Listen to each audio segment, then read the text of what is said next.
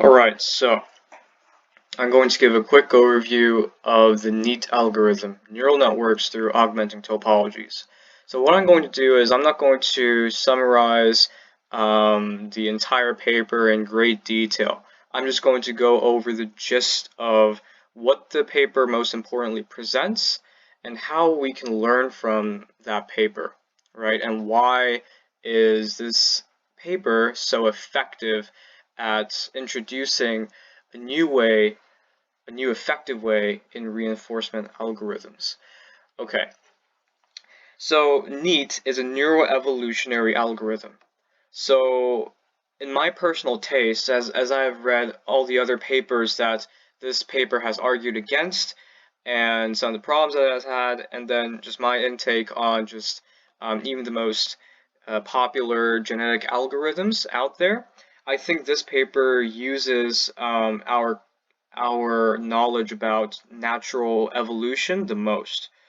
So what can we think about evolution? Well, evolution is the process where you select the best species or the best organisms from a pool of all organisms. We call it the most fit, right? The fittest organism. And we take its genes, right? We take its DNA, and then we select the parts of the DNA that make this organism most fit. And when it produces an offspring, we have to make sure that that offspring inherits that best traits that makes that organism most fit, right? And nature does all these complicated things to maximize and getting the best fit genes and making sure that the next offspring inherits them.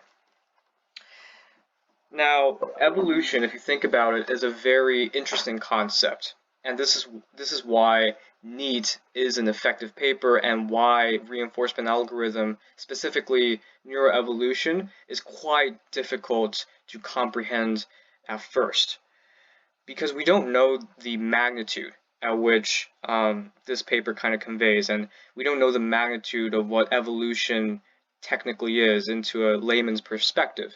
Now I'm just going to explain that, okay? I might be wrong, it's just my personal bias. At least I was. I underestimated evolution because I thought it was all about only selecting the best guys and mutating them, but it was not definitely the case. When you think about evolution, um, what you have to think about is we do not know whether if the best performing whether if the best performing organism out of a pool of a population is the fittest it can get, right? So for example, let's say a amoeba, right? Let's say an amoeba performs the best at finding food and eating it out of a pool of other amoebas. Can we determine that that amoeba is the fittest organism that will ever occur in history, in the history of evolution? No, right? Uh, we just don't know, right? It can be, or it just might not be. Most likely it might not be, right? Just considering our common intuition of looking back to the past, from the present, and thinking about us as humans, right? We're far better than amoebas, right? Well, in a way. Um, what I also mean by that is the the local maxima or the locally fittest organism is not necessarily the global fittest organism. So we're coming back to the common local versus global minima maxima problem in data science or optimization. So then evolution has to do something else. We have to search for the global optima. Now, in order to search for the global optima, what can we do? That is the question, right? And we can start with the most intuitive, mutation, right? Why don't we give organisms random mutation so that way these organisms can change behavior in a certain way and just pray God or sorry, just believe in the dice. Just roll the dice and see if we can grab the most fittest, the fitter gene in the next generation. and most likely approaching closer to the global optimum. Now let's think about that. Well, just mutation, like only mutation is not going to work, obviously. Well, because first of all, random chance may lead to a trait that is, well, that can be fitter than the previous generations. It can be an innovation, right? It can reinvent the wheel, or it can just, most of the time, it's just going to be fodder, meaning it's just going to be useless genes. So then evolution has to make a choice, or evolution has to solve this problem. How can we filter the useless genes, and how can we select the best ones, the fittest gene? And when you think about it, it's very difficult, because we don't know what part in the DNA gives the fittest behavior, because we have to define what is the fittest behavior. What is the ideal behavior that can solve this complex problem? In a way, it's a paradox, because we are running this evolutionary algorithm because we don't know what is the ideal specific behavior to solve this certain type of problem. We want to know what is the ideal problem. That's why we're betting it to the computers which calculate millions and trillions of different combinations at a very fast rate, unlike humans, right? Now, that is not to say that humans are, less intelligent than computers, because the reason why humans cannot calculate faster than computers is honestly because we lack the focus. We have a lot of millions of things to think about. We have feeling. We have a lot of other things that we're interested in. It's just like if we have 100% of brain capacity, we focus on a specific task using 1%. Like that's all we should do, right? But computers, their purpose in life is all about solving that problem. So I mean, there's that difference. But anyways, I'm getting off track. So where was I? So then evolution has to think about, okay, how can we select the best trait? And that's hard, right? We don't know what's the best trait. So evolution does this cool trick. If many of the fittest species have a common gene, then we can likely estimate that that gene or that trait leads to the fittest behavior. So that is why that is why evolution takes on the route that we compare with other fit organisms and try to find common patterns in the gene, right? And when you think about sexual reproduction and crossover, that's what evolution is essentially doing. We're using crossover to correlate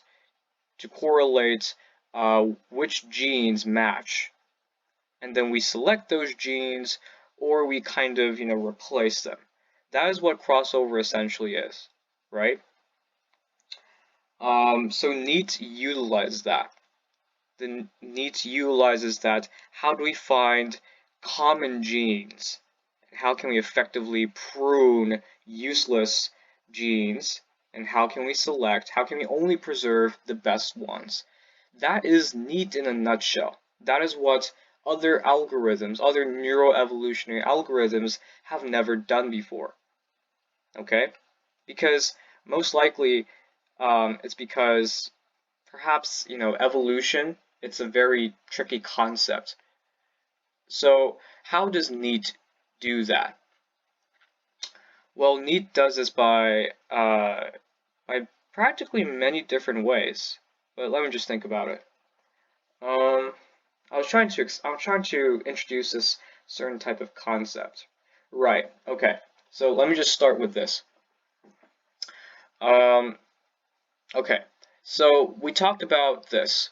If we have common genes, then it's most likely that gene is going to represent that gene, right? The common gene is going to contribute to the fittest behavior, right? Is going to most likely contribute to the fittest behavior. So then, a question in neural networks is, how do we define a gene, right? Because in neural networks, we can only think about nodes and connections, and it's just a network. It's a graph, right? So then we take a look into graph theory. But graph theory doesn't make any sense either, because what in graph theory matches neural networks? Neural networks is a different approach in information processing. Graph theory is more about the general aspect of graph topology, right? And graph topology is essentially relative. If we have if there are different problems that we want to represent using graphs, then our focus in which graph topology,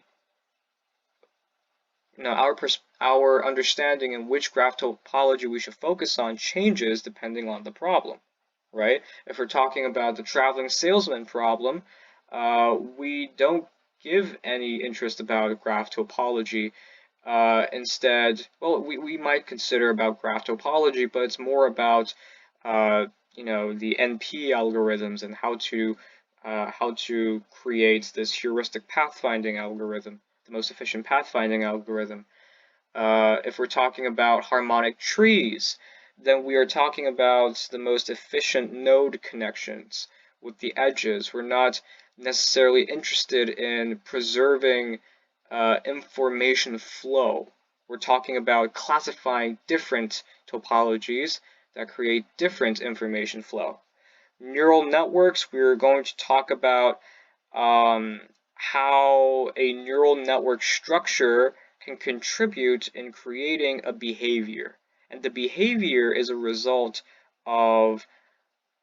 directly dependent on the output node, right? And its relying connections. So then we have to think about connections. How do the combination and the distribution of connections create behavior? Now, if we intuitively think about it, we already have the answer that Neat proposes. Neat proposes that a gene, meaning the fundamental, the atomic unit of trait in a neural network, is its connection.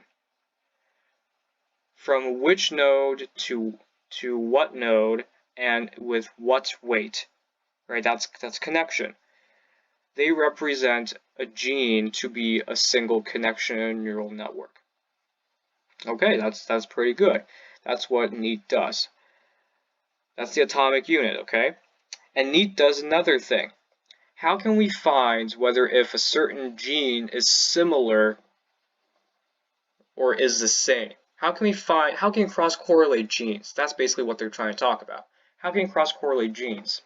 Well, they do this something called the innovation number, and that's a cool trick, because when we think about genes and inheritance and evolution, we talk about ancestor genes, right? Ancestry. Neat does that. Neat represents their genes with ancestry. So here it goes. So let's say that one gene, right, a connection, is created in the early stage of evolution, right? Then we assign an age marker, right, which they also call the innovation number, as a very small integer, like 1, right? The first gene ever to happen in the neural network's history, right? And it does that for every connection, right? The second connection that happens, innovation 2, the third connection that happens, innovation 3. And what they do is, look, we match the genes that have the same innovation number, or that have the same ancestry. Well, that makes sense. But then what about the genes that do not match? What if one organism does not have the innovation gene that organism 2 has, and they are forced to cross over? Well, that's better, Because we can think about it like this. If organism 2 has these unique genes, then we have to determine whether if these two genes are fodder or whether if these two genes are truly innovations, right? It might be a mutation, and organism 2 must have performed surprisingly well. So then what's the intuitive process? If organism 2, right, has unique genes, and if organism 2 has a greater fitness than organism 1, then we inherit those unique genes into the offspring, because we can now determine that those unique genes are likely going to be contributing to a better fit behavior. But what if it does not? What if it has lower fitness? Then we don't inherit those unique genes at all, right? But what if they're similar? What if they're the same? What if they have the same fitness? Then we inherit each of the genes randomly. So we can either say, look, one unique gene we can inherit it, or the other unique gene we might not inherit it. It's all random. Why are we doing this? It's because we do not know whether if those unique genes contribute to the fit behavior of an organism or not. So we're trying to do it randomly. That's the general idea for neural networks. Okay. Yeah, that's basically neural networks neat in a nutshell, right? All right, so then the next thing is speciation. Okay, before I go over that, let me just skim over some of the parts that you want to read. Okay, yeah, competing conventions is important. I'm just going to explain that later. Okay, this is what they're trying to do. Okay, so this is a gene, and you see the in connection and the out connection, meaning what? Like from node 4, you connect to node 1 with what weight? And I'll create enable disable. I'll explain that later as well. Innovation, this is what I'm talking about. Innovation 1, 2, 3, 4, 5, 6. Right? And then I have innovation 11, which seems to be like a modern connection, right? It has modern ancestry. This is crossover right here. So these are what I'm talking about, these unique genes that either parent does not have. NEAT divides this as disjoint or excess genes. Excess gene is when the innovation number is larger than the maximum innovation number of an either parent. That's called the excess gene. Okay, so it's an extra gene that parent 1 does not even think about. Disjoint is about, look, you have another innovation number that comes after, but it's like in between, right? It's like in between all the ancestry. But you know what? Honestly, the practical application of NEAT's algorithm, you don't take the difference of disjoint or excess genes. They're just basically the same. They operate in the same way, so you don't have to think about that. Okay. And NEAT does a few takes on mutation. So before mutation occurred using weights, right? You can alter weights only. What else was there, right? You don't have a unique way to mutate these neural networks, or else it's going to result into a completely random neural network, right? Because if you do not know how to slightly mutate, then you don't know whether if a slight mutation on a certain DNA would cause a totally huge change in a neural network. That's just not going to work. Think about binary encoding, for example. If you know binary encoding in NeuroEvolution, binary encoding is DNA in bits and into bytes, right? So the DNA of a neural network is represented with zeros and ones, okay? But those zeros and ones are like bytecode for neural network connections. They do not necessarily represent the specific connections, the nodes, the overall topology of the neural network. No, they're just like byte encoding from a neural network, right? So when I change a 0 from a 1 in a random position in a byte encoding DNA, there is a chance that it might change the entire network into a completely random neural network. It's like changing a seed in a Minecraft world. And if you have played Minecraft, you get the point. If I change one digit into a random number, it's going to change the entire Minecraft world. It's like the same thing. But mutation is different in NEAT because we have genes and we have innovation numbers. Okay. So they do it in a couple of ways. They add the node, they add the connection. But this is easy, so I'm just going to skip ahead. You read the paper. I don't care. I'm going to address the competing conventions problem. So this was the original problem that they were trying to solve. So what is competing convention? Okay. So let's just focus on, okay, what's the objective of NEAT? NEAT tries to find the fittest behavior, right? Using the most efficient neural network topology. That is what NEAT truly wants to solve. It wants to solve two problems at once. Killing two birds with one stone, or hitting two birds with one stone. It's trying to solve, well, I've said that before, okay? So then you might ask, okay, then hey, like how does it solve it by using the most efficient neural network? Well, it starts with the most efficient neural network. It starts with only inputs and output connections, and it grows by adding different hidden nodes, and that is what mutation, right? That is what the new mutation NEAT introduces. That's like structural mutation, and like adding nodes and adding connections. But you read that, okay? It's pretty interesting, but it's not too hard to understand. But the competing conventions problem I have trouble with. So the competing conventions problem stays like this. If you think about it, it's very simple. Different neural networks, so like neural networks with different shapes and forms, different connections, different weights, they can create a same behavior with a different neural network. That's called the competing conventions problem. So then if you think about it in a neuroevolutionary perspective, neural networks with different topologies, they're considered as different, right? Like they're considered very different. But you know what? Like they can be analogous. They can produce the same behavior. Then what should we do? What? How can we do it? Ideally, we gotta preserve them.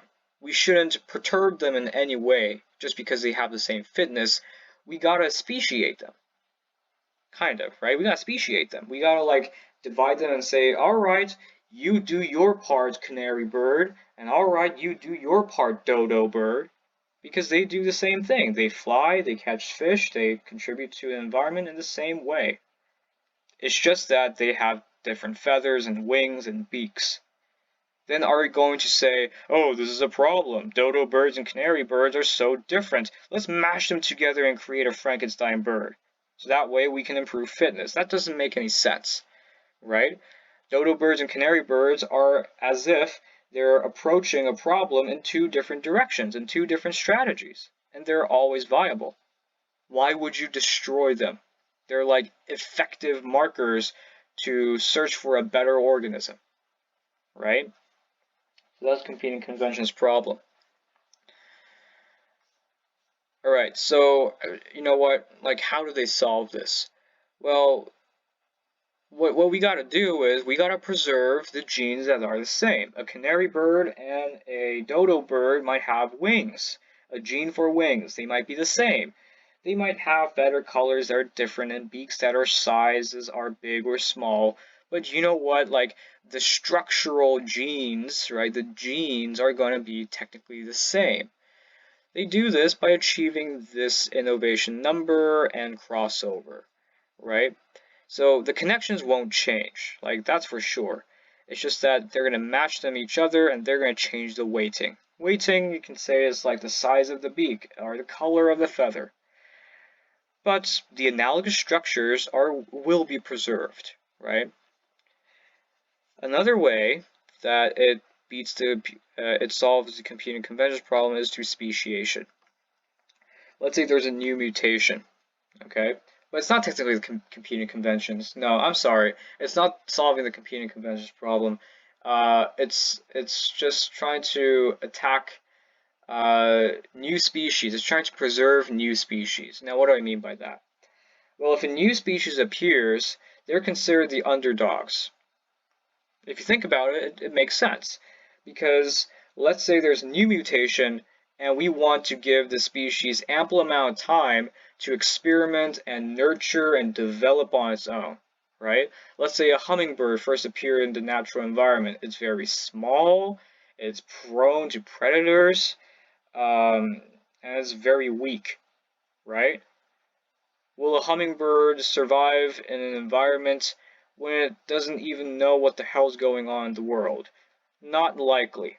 But a hummingbird may find eventually through time its role and place in nature, right? So that's why a hummingbird, eventually picked flowers and, it becomes a major honeysucker. I don't know much about honeybirds, but I know its evolution process. But yeah, that's what hummingbirds became to be. So we first have to give hummingbirds time. Okay, we have to give hummingbirds time for it to nurture, to develop, to mutate in a way that it can kind of survive and try out its new size and shape and form. That's very, very different with other birds, right? We have to give them time. So we have to make sure that hummingbirds are not outcompeted by other strong competitors, meaning that we have to give a hummingbird a niche, okay? A separate niche against all other species. This is what speciation does, okay? If a neural network, if a new species has formed, we want to give a neural network its own niche. How do we do that? Well, through speciation. We first classify a neural network into a species using this formula, and E is the exact match, D is the disjoint, and disjoint you can think about as like how much these genes match structurally on this ancestry, right? The more they match in this common ancestry, the more they're related, right? It makes sense. We humans are mammalians, so we're going to match more to the mammal size, like rats or chimpanzees, rather than reptiles, like dinosaurs or lizards.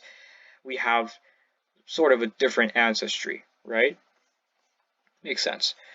So, using the speciation, what they do is this.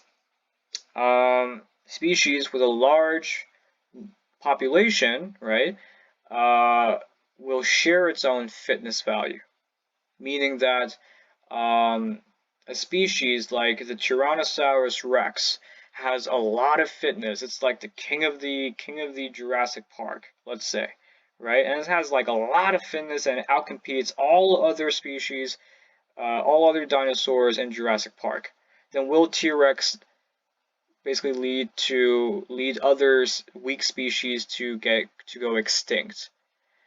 Well, then that's going to be a problem because we're not going to have new species and we're not going to have new innovations. They're just going to be only T-Rexes.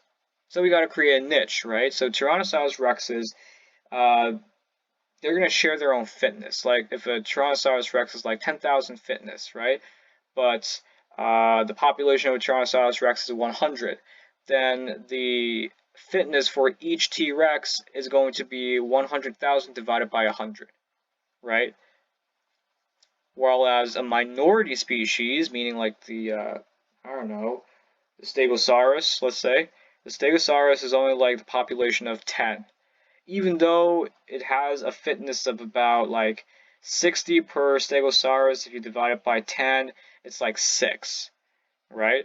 Then it kind of curbs the fitness value or the dominance hierarchy for the T-Rex and the Stegosaurus. In a way, it gives each species a niche of its own. So essentially, a species or an organism in a species competes with other organisms in that species. That's the objective for NEAT. Okay. Personally, I don't know. I've implemented that algorithm. I don't think speciation is great. Like, I love this formula, but I don't know about sharing the fitness, ranking it, and just randomly choosing a bunch of organisms that are not necessarily the same species, right? It's like you try to rank a T-Rex with a rat, and you're trying to have them cross over. I don't know if that's going to preserve the useful genes or the useful traits, even though we're considering genes, right? Like, think about it. Like, to what degree will a rat gain something from a T-Rex? Will they even fit? I don't know. And I don't know. At least from my experience, for NEAT, it kind of struggles in that, right? It kind of like a majority of the population for the next generation are either just useless pieces of crap. Like, they have so many disconnected connections. I mean, disabled connections that some of the networks don't even fit.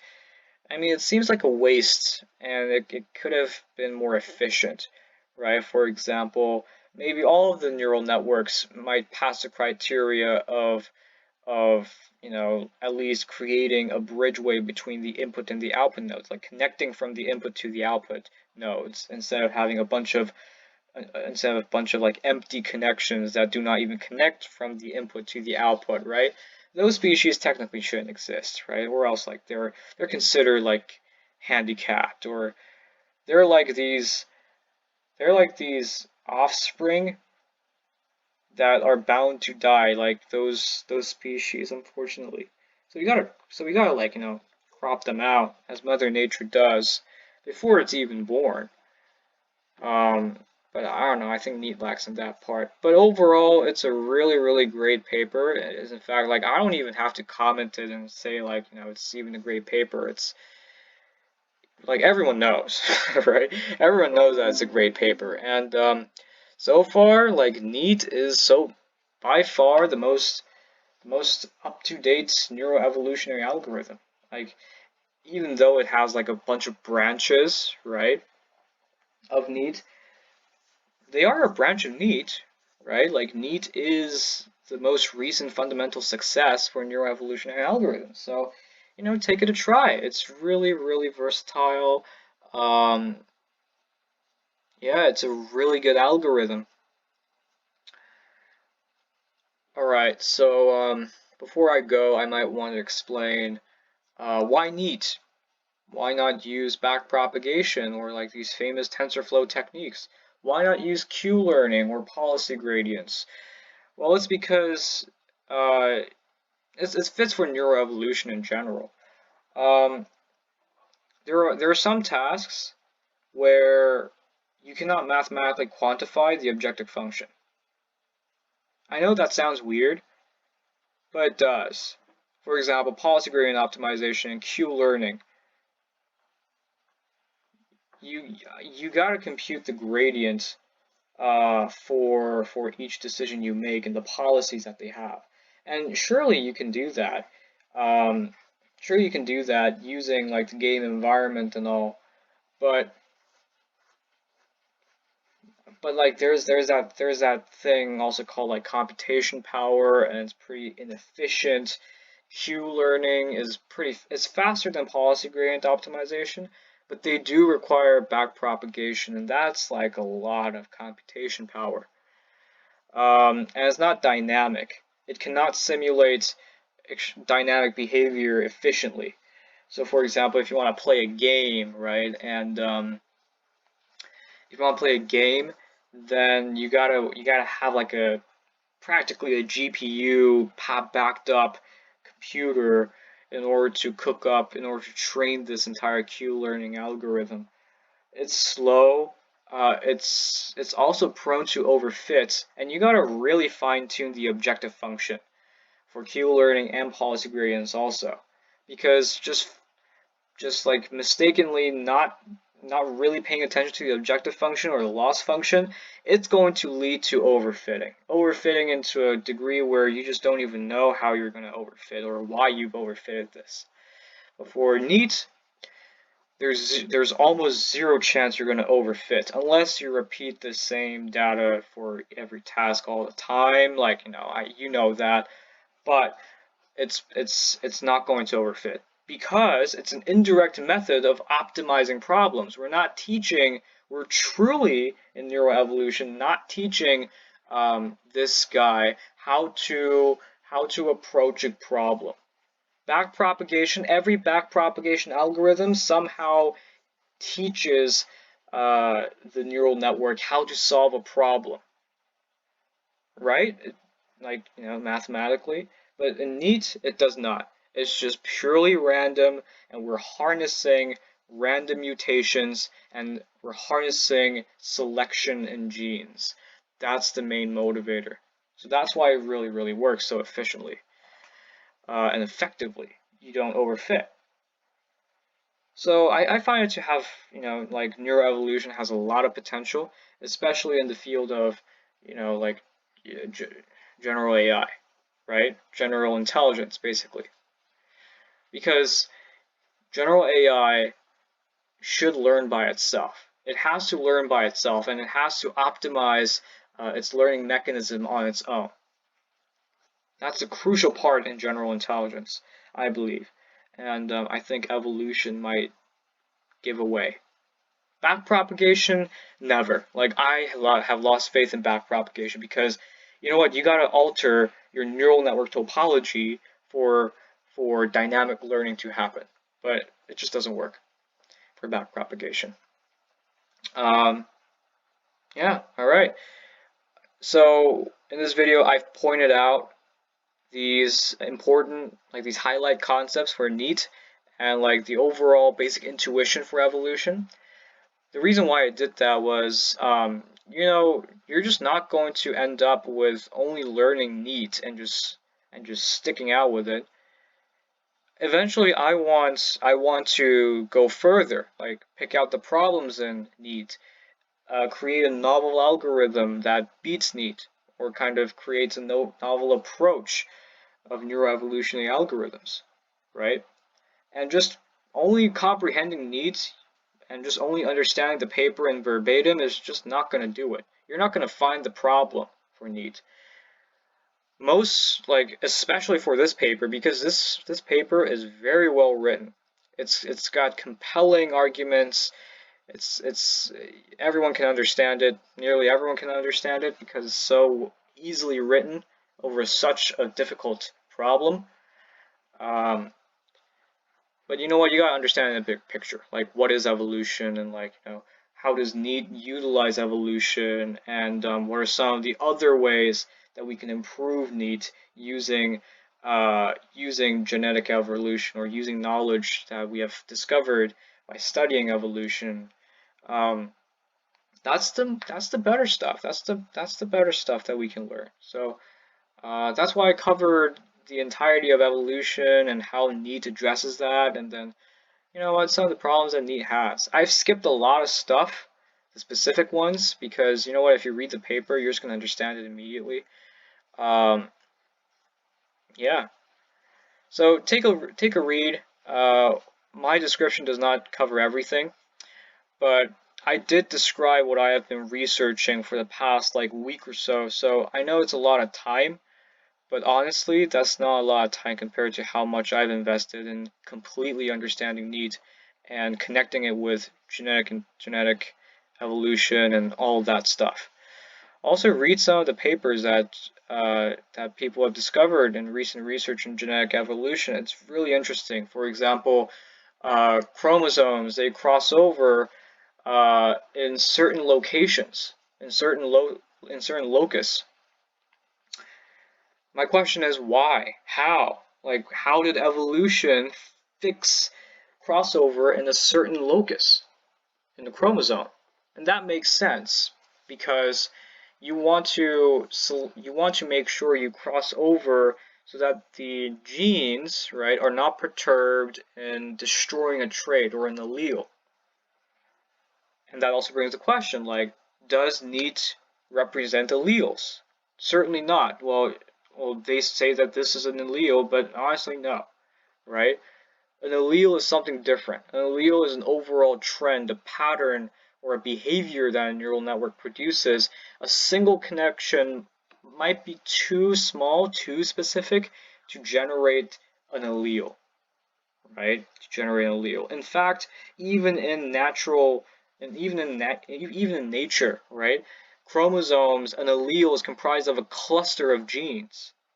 How can one gene represent one allele? It's just not, that doesn't make any sense. So maybe that's another approach in upgrading needs. Like, what are some of the problems that we have found in needs? Well, inefficient offspring. Offsprings, like they, like these networks create inefficient offspring. And how can you prevent that? Maybe introducing alleles, like maybe introducing a broader pattern in genetic crossover and evolution. I don't know.